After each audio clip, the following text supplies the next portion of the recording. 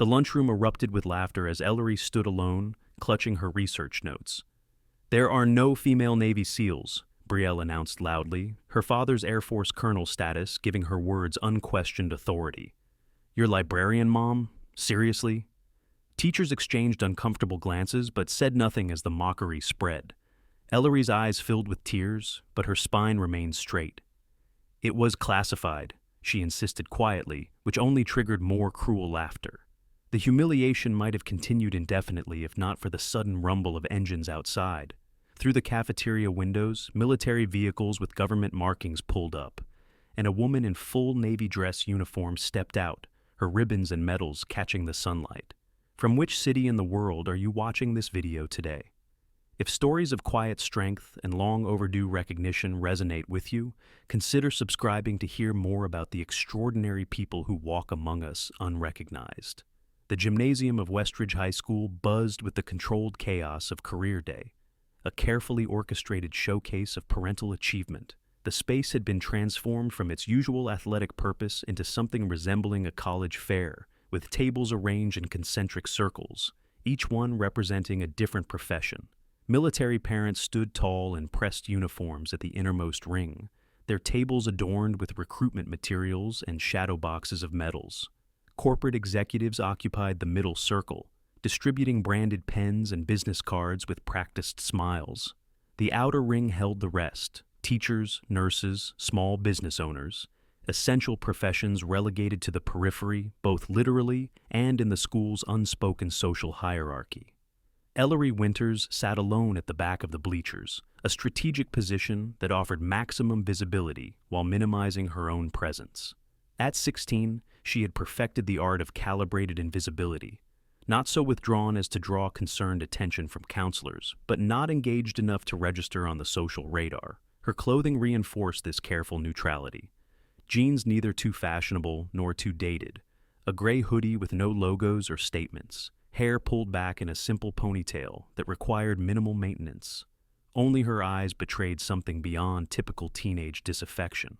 They moved with deliberate precision, tracking movement patterns through the room, cataloging details that most students ignored. She noted which parents checked exits upon entering, which ones maintained situational awareness even during casual conversations, which ones positioned themselves with sightlines to all approaches. These observations she recorded in a small notebook using a shorthand system of her own design, a habit that occasionally drew curious glances but never questions, as asking would require acknowledging her presence.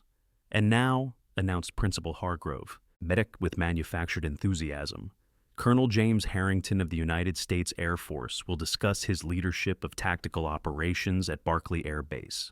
A ripple of genuine interest moved through the assembled students as a tall man in a meticulously pressed Air Force dress uniform approached the central podium.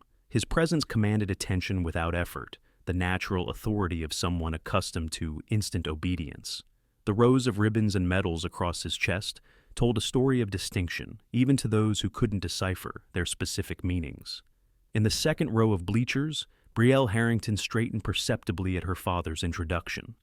As the colonel's daughter and Westridge High's undisputed social sovereign, she wore her family's military prestige like a crown, her designer clothes and carefully highlighted hair serving as the modern equivalent of royal regalia. The students around her, courtiers to her queen, adjusted their postures to mirror hers, their synchronicity the result of years practicing the intricate choreography of high school hierarchy. "Some of my most significant missions remain classified," Colonel Harrington explained, with practiced humility that nevertheless emphasized his importance. "But I can tell you that the work we do ensures American interests remain protected across the globe. The strategic deployment of secrecy, hinting at hidden knowledge while revealing nothing concrete, impressed the teenage audience far more than specific details would have. Several boys leaned forward, captivated by the implications of covert operations, while parents nodded appreciatively at the colonel's patriotic restraint. Ellery's pen moved across her notebook, recording not what Colonel Harrington said, but what his body language revealed: the slight stiffness when mentioning certain regions, the practiced deflection when answering questions about specific operations. Her observations weren't critical so much as analytical. the assessment of someone who recognized performance because she engaged in it daily herself. When career day concluded, students filed into Mr. Winthrop's AP History class, still buzzing from the presentations. The classroom's fluorescent lighting cast everyone in the same unflattering pallor, temporarily equalizing the carefully maintained distinctions in appearance that teenagers use to signal their social positions. "Excellent timing," Mr. Winthrop said, adjusting his bow tie with theatrical precision. At 42, he styled himself as the school's resident intellectual, his graduate degree from a mid-tier university, amplified in his personal mythology to rival an Ivy League pedigree. "Today we begin our semester projects on hidden figures in military history, uncovering contributions, history overlooked." The assignment generated immediate interest, students recognizing an opportunity to align themselves with currently fashionable social causes while maintaining connections to military prestige. Hands shot up across the room as Mr. Winthrop began assigning topics. "I'd like to research the first female fighter pilots," Brielle declared rather than requested, her tone making clear this was not actually open for discussion. "My father has personal connections to several pioneering aviators." Mr. Winthrop nodded approvingly. "An excellent choice, Brielle. The barriers broken by women in aviation certainly deserve scholarly attention." The topic selection continued predictably, with social status determining who received preferred subjects. By the time Mr. Winthrop's attention reached the back rows, most significant topics had been claimed. "And you, Ms. Winters?" he asked, barely looking up from his assignment sheet. "Perhaps the Women's Army Corps during World War II?" Ellery hesitated, her usual strategy of minimal engagement warring with something deeper. After a moment that stretched just long enough to become noticeable, she spoke, her voice quiet but distinct. "I'd like to research the first female Navy SEALs." The reaction was immediate, a wave of snickering that started near Brielle and rippled outward, gaining momentum as it spread. Mr. Winthrop's expression shifted from distraction to amused condescension. "I'm afraid that's not a viable topic," he said, with the exaggerated patience reserved for correcting children making obviously absurd statements. "There aren't any female Navy SEALs? Perhaps you're thinking of another special operations unit?" Before Ellery could respond, Brielle's voice cut through the classroom. "My father would definitely know if women had been admitted to SEAL training. He works directly with special operations commanders." This appeal to paternal authority, especially military authority, typically ended discussions at Westridge, where military connections functioned as trump cards in any debate about national security matters. "There was a classified program," Ellery said, the steadiness of her voice contrasting with the slight flush rising in her cheeks. "My mother was part of it." The snickering transformed into outright laughter.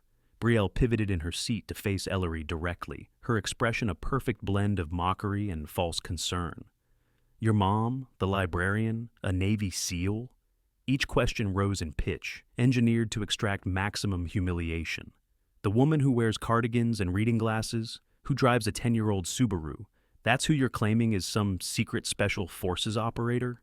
The detailed description of Callista Winters, accurate in every observable particular, heightened the absurdity for the listening students.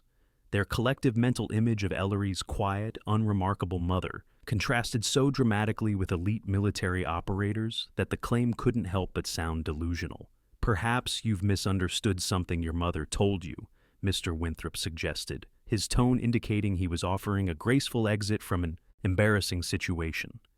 "Many civilians work in support roles for military operations."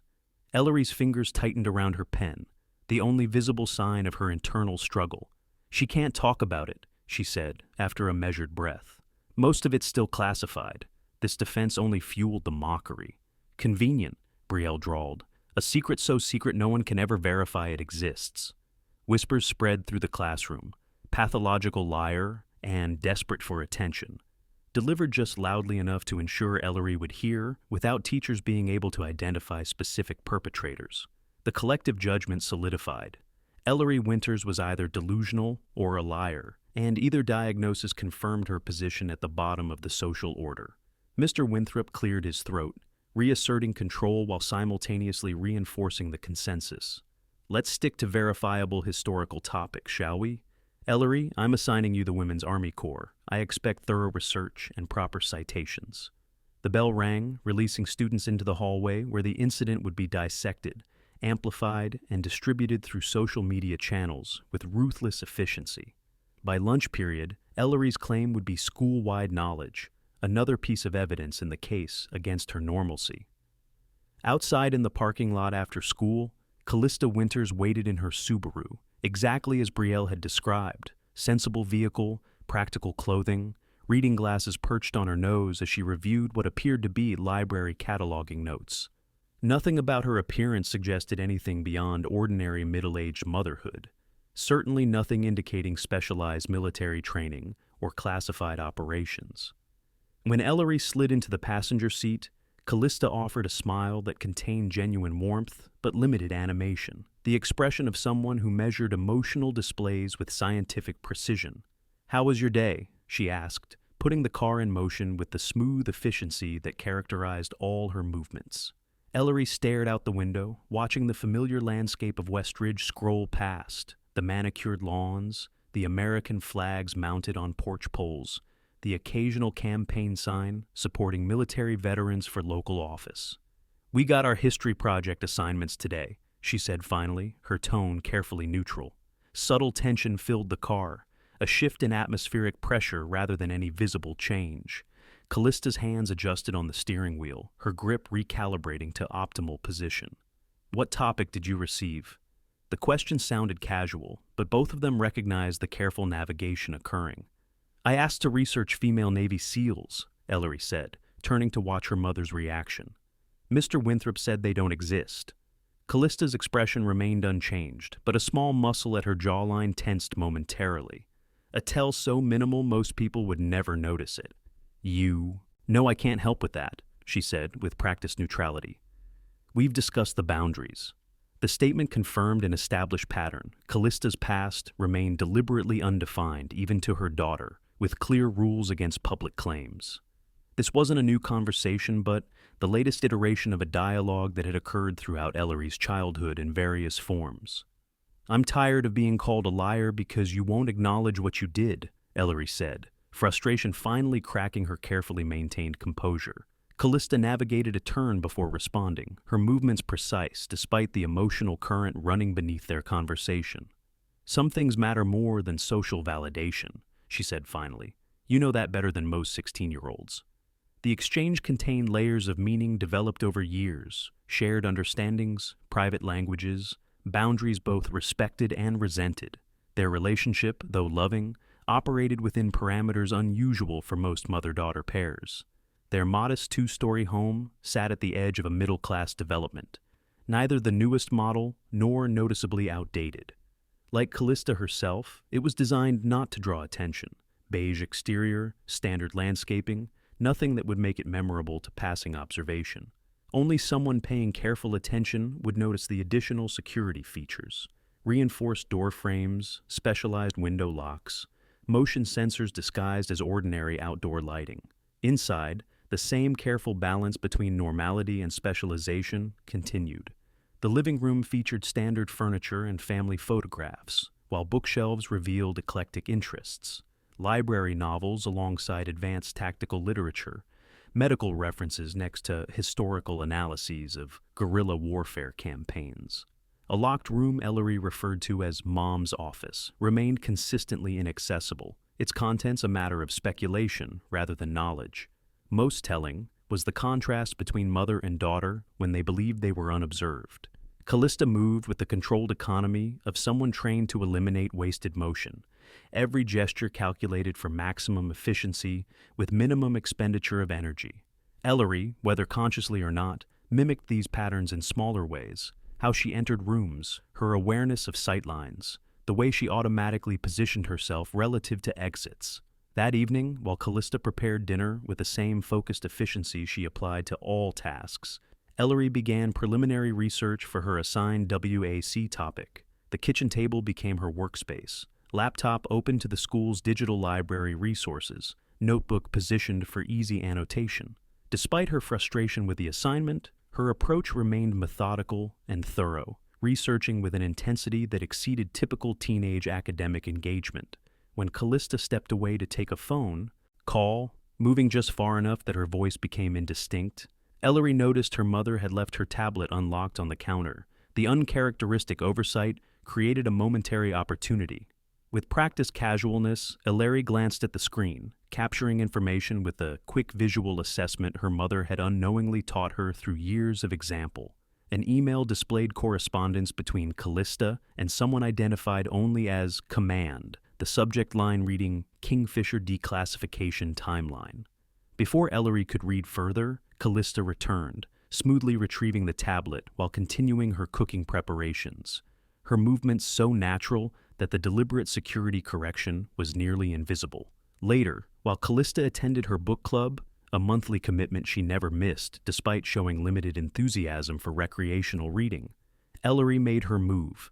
Her mother's home office door was locked as always, but locks had long fascinated Ellery, their mechanisms puzzles inviting solution.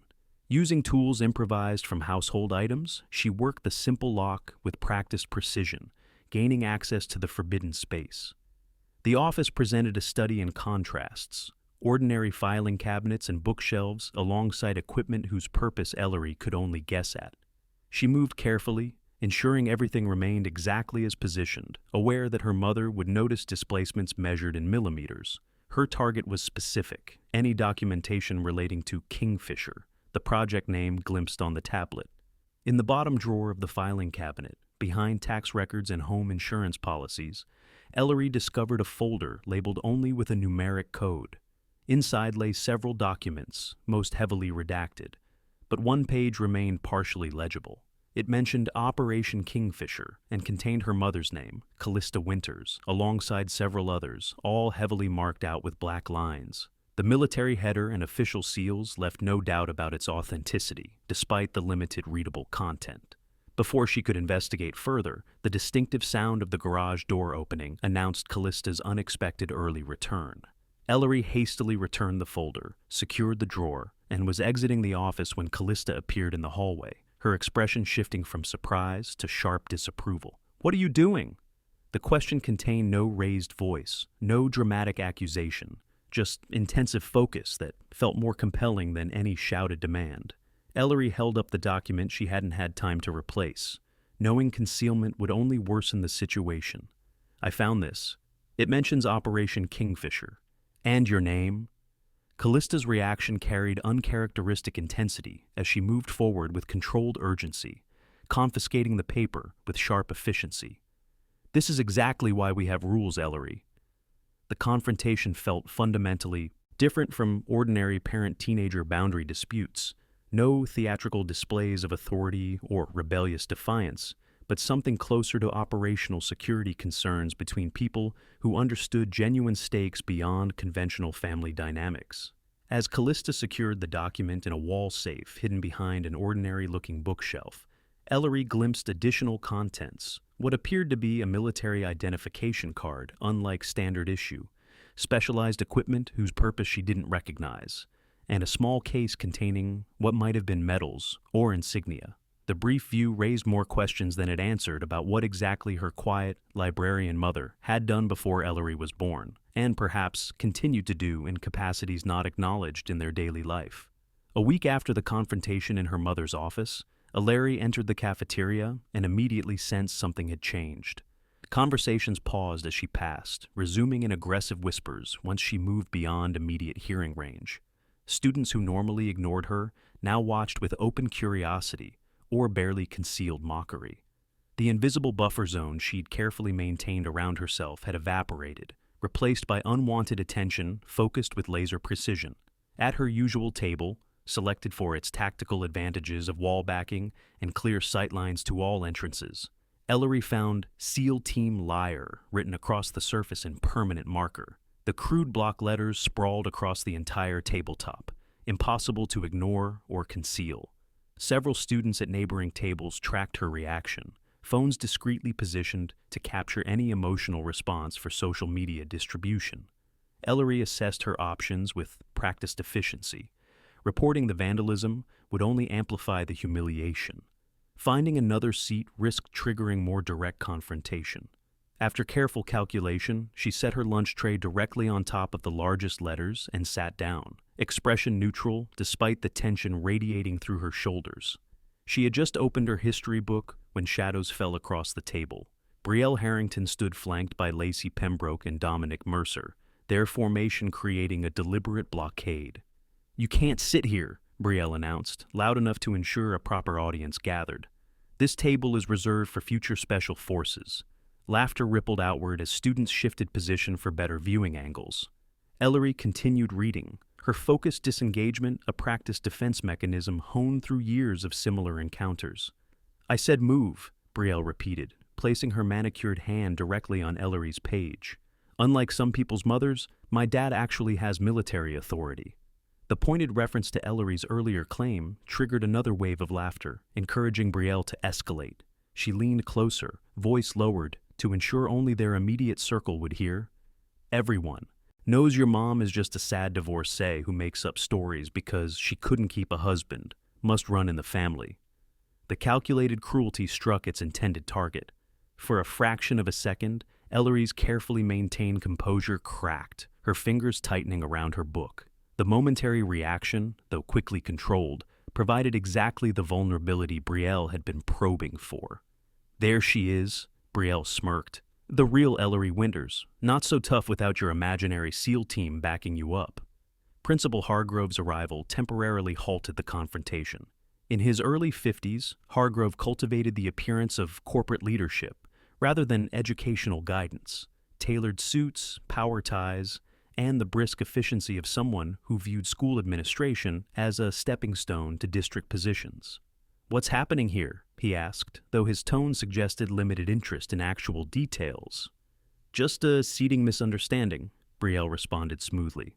Ellery got confused about table assignments.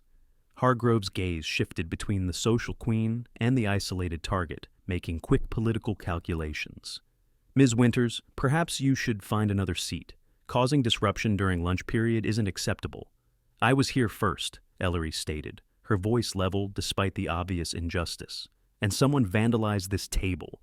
Hargrove glanced at the writing visible around Ellery's tray, his expression revealing more annoyance at being involved than concern about targeted harassment. "If you'd stop making outlandish claims, perhaps your classmates would be more accepting," he suggested, effectively blaming her for the bullying she experienced. "Move to another table immediately." The administrative endorsement of her humiliation was delivered with such casual disregard that even some students appeared uncomfortable. As Ellery gathered her belongings with deliberate composure, maintaining dignity through precise movements rather than emotional display, several observers exchanged uneasy glances, momentarily questioning the entertainment value of watching someone so thoroughly isolated. "I'll help you," came an unexpected voice. Rhodes Garrison stood nearby, tray in hand, his expression neutral, but posture indicating clear intent to intervene.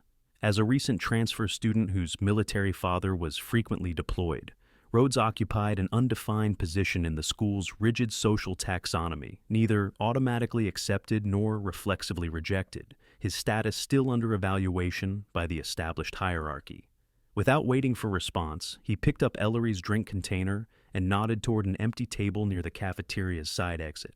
The simple action created immediate ripples through the social ecosystem. Brielle's eyes narrowed at this challenge to her orchestrated scenario, while other students reassessed potential alliances based on this unexpected development.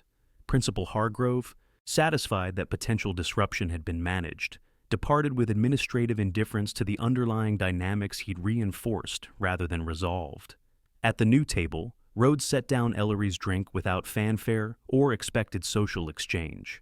"They don't understand operational security," he said quietly, the statement delivered as simple fact rather than emotional consolation. Ellery looked up sharply, studying him with renewed intensity. The phrase, distinctly military in terminology and concept, suggested personal familiarity with classified matters beyond what typical civilians would reference. "What would you know about operational security?" she asked, caution balanced against potential alliance. "My dad's 5th Special Forces Group," Rhodes replied, his matter-of-fact tone containing neither boastfulness nor apology. "Currently on his 4th deployment." He doesn't tell war stories at career day either. The reference created immediate connection, acknowledging without directly stating that special operations families often lived with significant information barriers, security protocols that dictated what could be shared even with immediate relatives. Unlike Brielle, whose father's military status functioned primarily as social currency, Rhodes demonstrated understanding of the complex reality beneath military service narratives. "I notice certain things about how you move," he continued, voice lowered to prevent eavesdropping. "How you always check exits, how you position yourself in rooms. My dad calls it operator carriage, the way someone moves when they've had certain types of training." His eyes shifted briefly to include someone behind Ellery. "Your mom has it too, and you're developing it." The observation, delivered without judgment or dismissal, provided Ellery her first external validation that her understanding of her mother wasn't delusion, that someone else had independently noticed the incongruities between Callista's librarian persona and her underlying capabilities. Their conversation remained brief and circumspect, both aware of the social scrutiny directed their way. But something fundamental had shifted for Ellery. The isolation that had defined her school experience now contained a hairline fracture through which potential connection might develop. That evening, returning home from the library where Callista worked, Ellery noticed subtle changes in her mother's behavior. Always careful and deliberate in her movements, Callista now exhibited heightened vigilance, checking side mirrors more frequently while driving, scanning roof lines as they walked from the car to the house, securing doors with more thorough attention than her usual methodical routine. Inside, further anomalies appeared. A duffel bag sat partially packed in Callista's bedroom, visible through the not quite closed door. The home phone rang 3 times that evening, unusual in an era of cell phones, with Callista answering each call in monosyllabic responses before moving to her office for continued conversation. When Callista received a 4th call that visibly disturbed her, though she hid her reaction as Ellery entered the kitchen, the pattern became impossible to ignore. Later that night, Ellery positioned herself in the hallway outside her mother's office, where fragments of an intense conversation carried through the not-quite soundproof door. "They're expediting the declassification," Callista was saying, her voice tense but controlled. "No, I haven't told her everything. She's already dealing with enough." The mention of declassification connected directly to the Operation Kingfisher document Ellery had discovered, suggesting imminent changes to whatever classified program her mother had participated in, potentially including public acknowledgement that would validate Ellery's claims at school. When confronted after the call, Callista deflected with practiced skill, redirecting questions with the smooth efficiency of someone trained in information management. But the dynamic between them shifted subtly, Ellery becoming more assertive in her questions, Callista more careful in her answers. The balance of power within their relationship began to tilt, as Ellery recognized her mother's secretiveness might be ending soon, whether Callista wanted it to or not. Despite continued mockery at school, Ellery persisted with her history research project, officially focused on the Women's Army Corps, but privately investigating any potential connections to female special operations programs. The school library yielded limited information, but online military archives contained intriguing references to experimental programs, testing women in special operations roles in the early 2000s. Most documentation ended with bureaucratic conclusions that such programs were discontinued, but several sources contained suspicious redactions and inconsistencies that suggested potential continuation under different classification parameters. When Ellery presented these preliminary findings in class, Mr. Winthrop dismissed them as conspiracy theories, while Brielle openly questioned Ellery's mental health for continuing to pursue obvious delusions. The humiliation reached new heights when Mr. Winthrop invited Colonel Harrington to speak to the history class about military accuracy, essentially positioning him as an authority figure specifically brought in to debunk Ellery's research. The colonel, resplendent in his dress uniform, delivered a prepared presentation on the history of Special Operations Forces, emphasizing the specific physiological standards required for such units.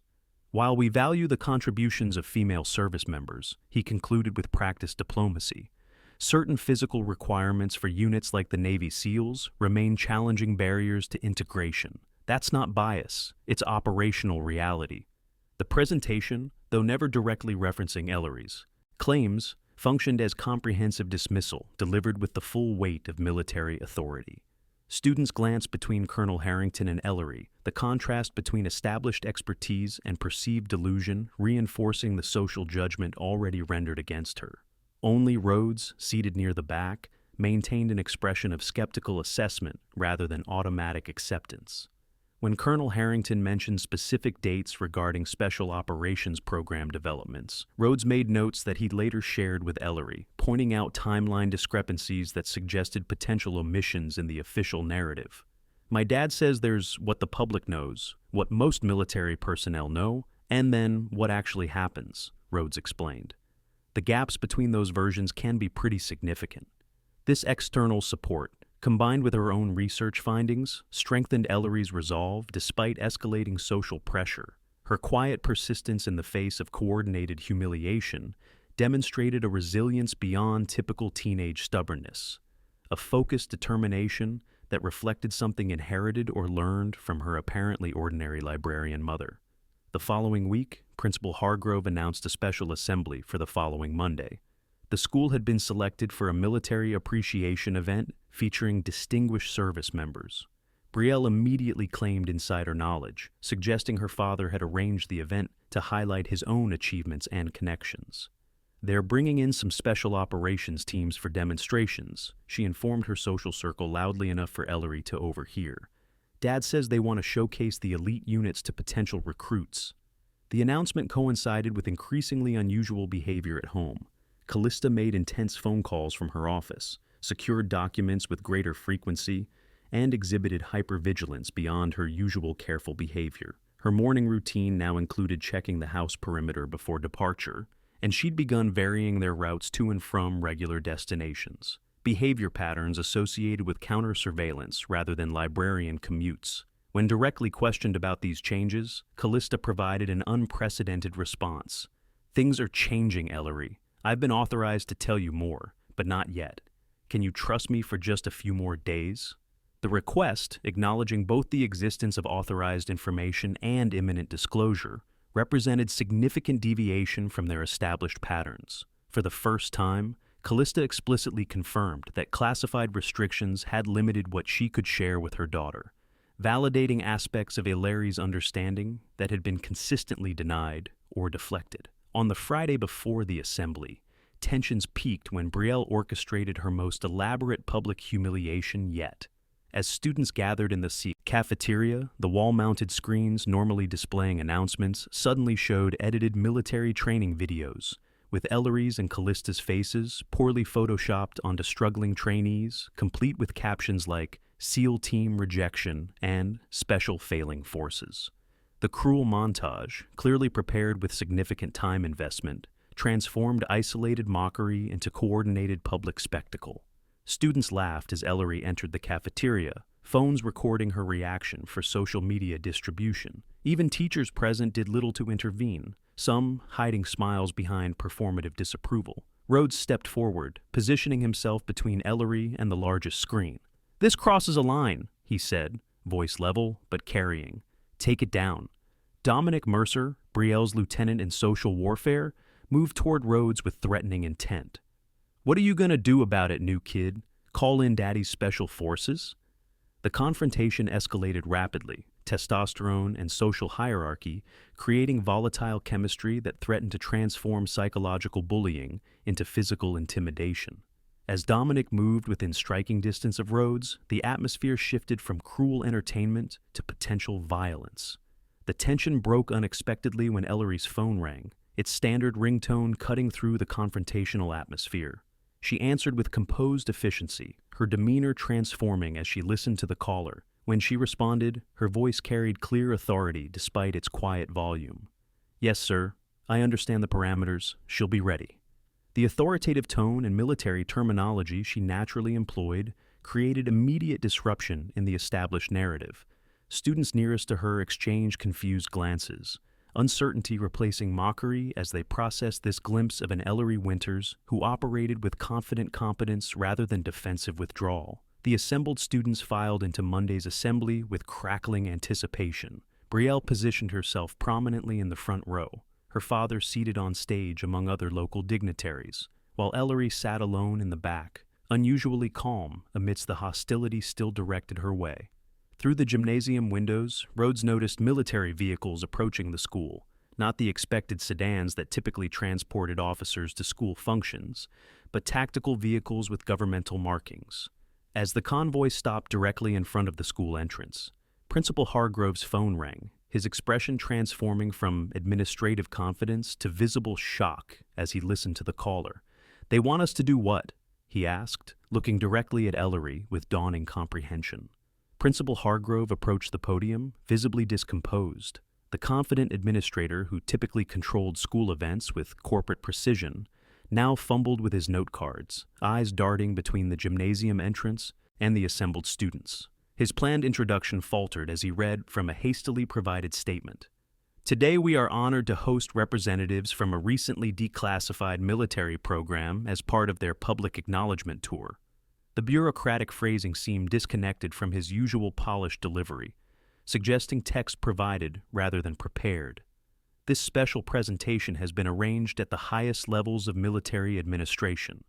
Colonel Harrington, seated prominently on stage in his dress uniform, appeared equally perplexed. He checked his phone with increasing frequency, brow furrowing as he seemingly received information that conflicted with his expectations. His confusion registered across the gymnasium as students whispered among themselves, sensing disruption in the carefully choreographed event they had anticipated. The heavy metal doors at the gymnasium's main entrance swung open with precision timing. 4 Navy officers in formal dress uniforms entered with ceremonial step, their synchronization suggesting rehearsed protocol rather than casual arrival. Their bearing and formation immediately commanded attention, creating stark contrast with the casual school environment. Students fell silent, recognizing something significant unfolding before them. The officers positioned themselves at cardinal points around the gymnasium, creating an invisible perimeter that transformed the space from educational facility to military venue. A 5th officer approached the stage, bearing a document folio marked with official seals. Principal Hargrove stepped aside without instruction, instinctively yielding to the authority that entered his domain. The lead officer, a commander whose insignia identified him as higher ranking than anyone else present, addressed the assembly with formal gravity. "I am Commander Lafayette, Naval Special Warfare Command," he announced, his voice carrying without apparent effort. "Today, by executive order, we acknowledge Operation Kingfisher, a classified program testing female operators in naval special warfare roles between 2001 and 2009. The clinical announcement transformed the atmosphere from confusion to shock. Students and faculty visibly processed its implications, particularly in relation to O'Leary's previously dismissed claims. Mr. Winthrop's complexion paled noticeably, while Brielle's confident posture crumbled into uncertain tension. "As part of the ongoing declassification process, we are publicly recognizing the service of these pioneering operators," Commander Lafayette continued, his tone suggesting routine military procedure rather than extraordinary revelation. "Their contributions to national security, though previously unacknowledged, establish capabilities that continue to benefit current operations." Colonel Harrington's expression shifted from confusion to dawning recognition, his military training providing faster comprehension than civilians around him. He straightened almost imperceptibly, recognition of significant service overriding personal connections to the unfolding scenario. Commander Lafayette consulted his folio briefly before continuing. "We are honored to have with us the commanding officer of Kingfisher's Alpha Team, whose service record includes operations in 12 countries and actions that remain partially classified." He turned toward the gymnasium entrance rather than to anyone already present. "Commander Winters, please join us." The door opened again, revealing a woman in a formal Navy dress uniform adorned with ribbons and commendations. For a moment, the assembled students and faculty failed to process what they were seeing, the cognitive disconnect between expectation and reality creating perceptual lag. Then recognition cascaded through the crowd, in visible waves. Callista Winters entered the gymnasium, but not as the quiet librarian everyone recognized. Gone was the deliberately unassuming posture, the reading glasses, the carefully maintained invisibility that had defined her public persona. Her physical bearing had completely transformed, shoulders squared, chin level, eyes directly forward, the unmistakable command presence of a senior military officer now fully visible. She walked with precise, measured steps to the center of the gymnasium, her heel strikes creating rhythm that emphasized the formal gravity of the moment. Her eyes briefly met Ellery's in silent communication before facing the assembly, mother and daughter acknowledging shared understanding that transcended the public revelation unfolding around them. The students and faculty stared in collective shock, processing the disconnect between their perception of Ms. Winters the librarian and the decorated officer now standing before them. Brielle's expression transformed from superiority to dawning horror as she realized the extent of her miscalculation. Several teachers exchanged uncomfortable glances, recognizing their complicity in dismissing claims they now saw validated before them. Colonel Harrington rose from his seat, approaching Commander Winters with professional respect. Their exchange, though brief, carried unmistakable significance. "Commander, your reputation precedes you. Colonel, thank you for maintaining operational security." This formal acknowledgement between military equals publicly established Callista's legitimate status in terms no one present could dismiss. The colonel's recognition effectively validated her service record more definitively than any document or announcement could have. Commander Lafayette continued the formal proceedings, reading citations for specific operations. Commander Winters led extraction operations in 4 denied areas, conducted maritime interdiction in contested waters, and established training protocols that continue to serve as foundation for current special operations integration efforts. Many details remained redacted even in this declassified setting, but the significance was unmistakable. As the citations concluded, the military personnel present executed a formal salute to Commander Winters. The powerful symbolic act, the universal military acknowledgement of respect, transformed the narrative completely.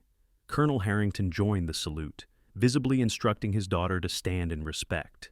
The gesture spread through the gymnasium, as other military-connected families recognized its significance and rose to their feet, creating rippling acknowledgement that flowed from those who understood the protocol to those who simply followed social cues. Commander Winters approached Ellery, who stood uncertainly at her seat. Their interaction balanced military formality with maternal connection, creating a moment both public and deeply personal. "You maintained operational discipline despite significant personal cost," Callista said, her voice carrying in the silent gymnasium. "That's the mark of a true operator."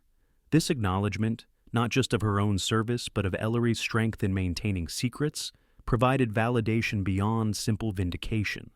When Ellery responded with a perfect salute, the gesture embodied both military respect and daughter's pride, creating an emotionally resonant moment that transcended their complicated history. Principal Hargrove, attempting to regain control of the assembly, stepped forward with a generic statement about learning important lessons about assumptions.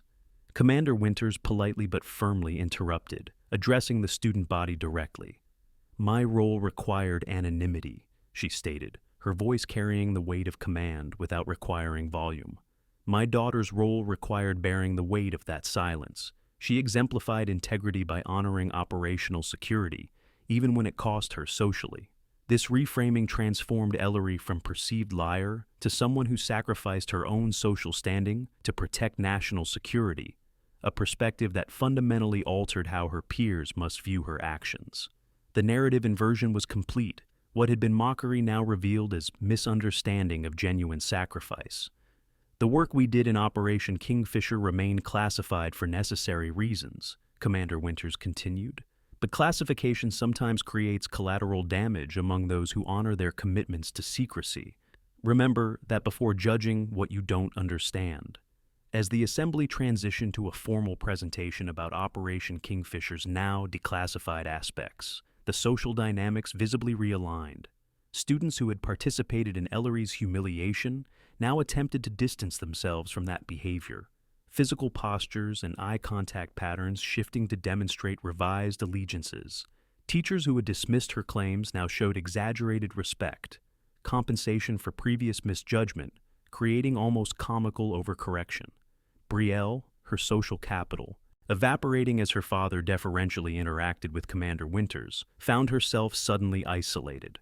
The reversal was complete, but not played for petty revenge. Instead, it highlighted the arbitrary nature of the social hierarchy that everyone had previously accepted without question. In the days following the assembly, Westridge High underwent subtle but significant changes. The administration established new anti-bullying protocols, framed as security measures to save face. Teachers who had enabled the mockery found themselves under review for creating hostile learning environments.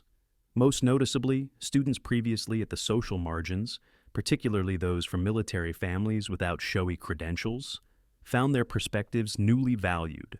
The revelation of Commander Winter's classified service had created awareness that visible status may not reflect true achievement.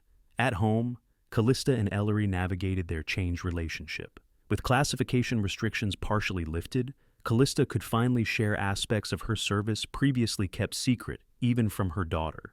"I couldn't tell you because it would have put you in an impossible position," she explained one evening as they sat in the living room that now displayed her service awards alongside family photographs. "The hardest part wasn't the operations.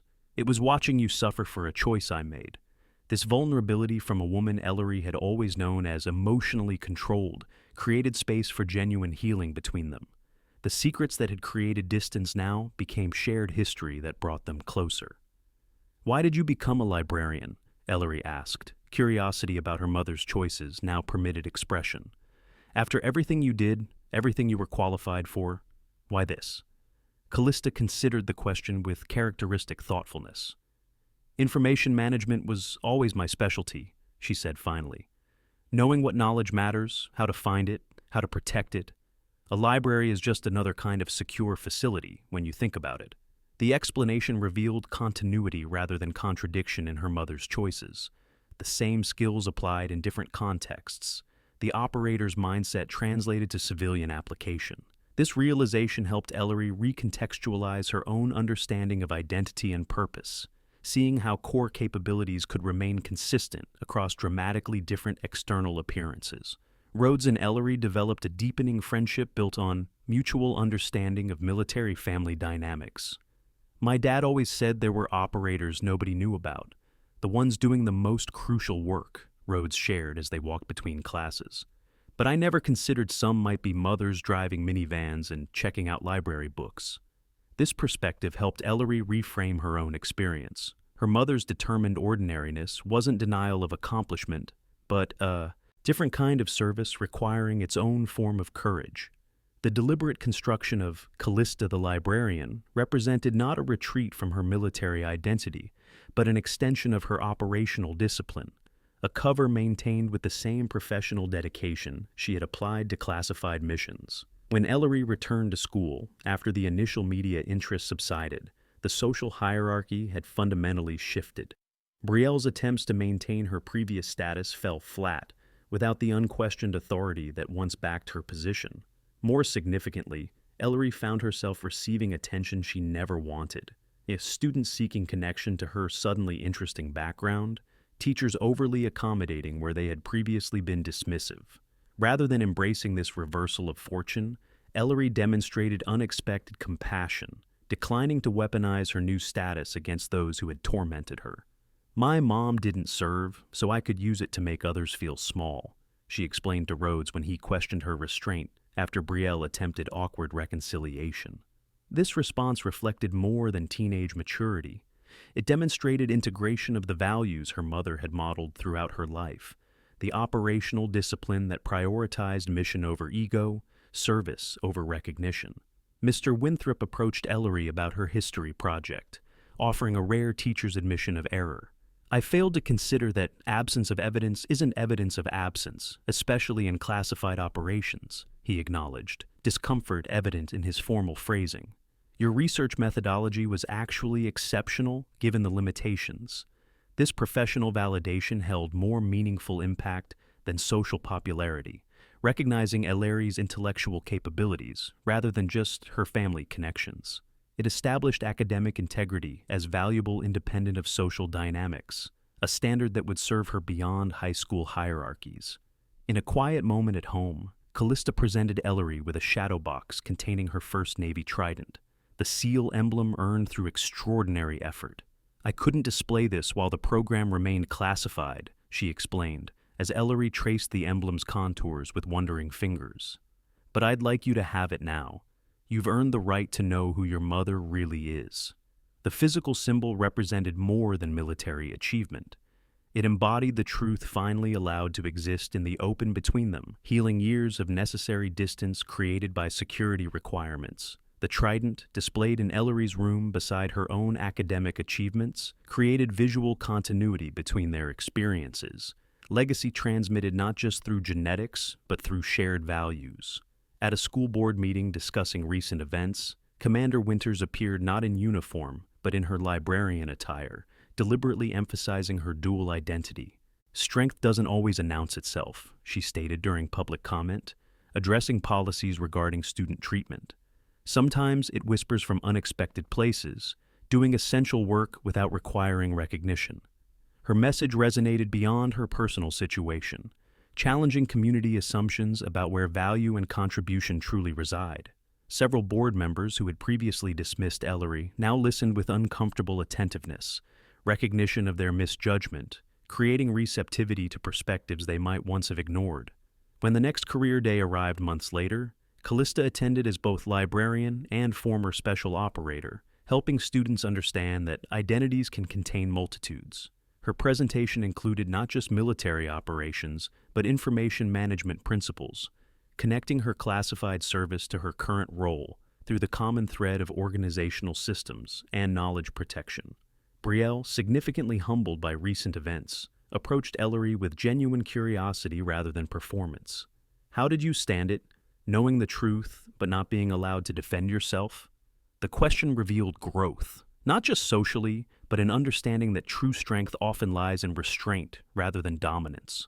Ellery considered before answering, her response carrying the wisdom earned through difficult experience. "Some things matter more than being believed in the moment. Truth has its own timeline." The exchange demonstrated the most significant transformation since the revelation, not just external status adjustment, but internal value reassessment. Recognition that character reveals itself most clearly under pressure, rather than in moments of easy triumph. The final scene unfolded in history class, where Ellery now worked on a new project about unacknowledged contributors across various fields. Her research had expanded beyond military contexts to explore how truth often exists in the shadows of official narratives, how essential work frequently happens without public recognition or reward. As she worked, Callista moved through the school library, guiding other students toward resources they wouldn't have thought to explore. Mother and daughter, though in separate locations, were aligned in purpose, illuminating hidden contributions and expanding understanding of where true value resides. Through the library window, light caught the Navy trident pin Callista now wore discreetly on her cardigan lapel, small enough to avoid ostentation, but visible to those who knew what to look for. The emblem no longer required concealment, but neither did it demand attention, its significance residing in truth rather than display. In the balanced integration of her identities, Commander Winters and Callista, the librarian, coexisting rather than competing, she modeled the authentic strength that had always been present but previously hidden from public view. And, in Ellery's growing confidence, neither demanding recognition nor shrinking from it, that legacy continued to unfold, truth finding its own timeline in the next generation.